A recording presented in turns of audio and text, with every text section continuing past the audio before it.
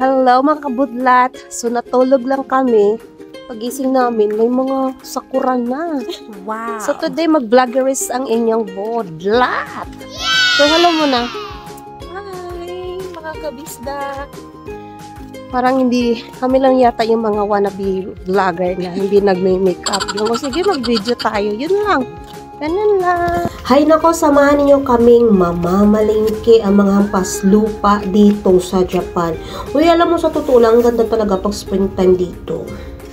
Yung mga budlat na talagang mga ignorante, diba? Kita na sakura. Ay, sakura! Cherry blossoms! Oh. Ayan, nakarating na nga tayo dito sa supermarket. Huy, sa totoo lang ha, pag namamaling kayo mga OFW, tinatansya namin kung ano yung dadamputin namin. Kahit gustuin ko mamili ng marami, pero alam mo, budget talaga. Bawal pisil-pisilin yung saging nga, hindi yan dede. Banana. Add to cart. 1, 2, 3, 4, 4 pieces for 170 yen. Kita nyo naman, hindi na kailangan sabihin.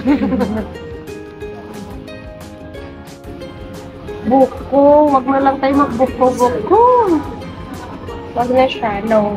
Yes! It's a no. Ah?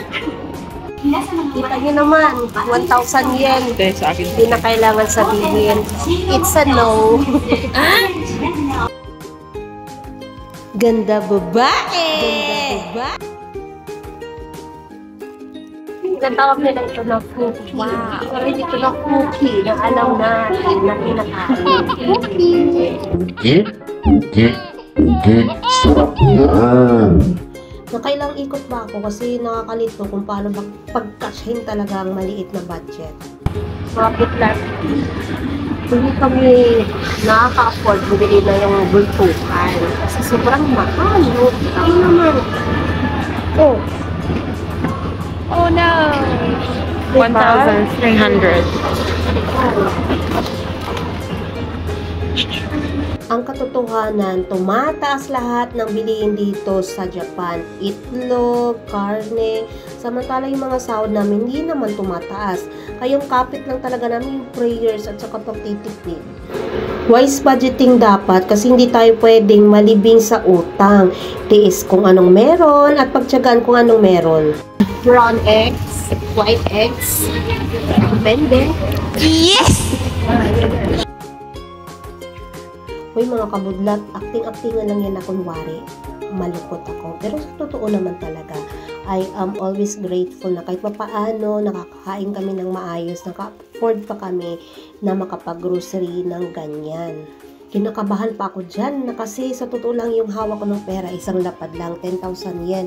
Eh sabi ko, dapat 10,000 yen lang talaga yung magiging bill namin. So thankful naman na umabot na siya ng 8,000, almost 9,000. So it's time to bayad. Ayan, may natira pang 1,000, pagkain pa ito ng hamster namin. So time to pack and time to luto later. See you!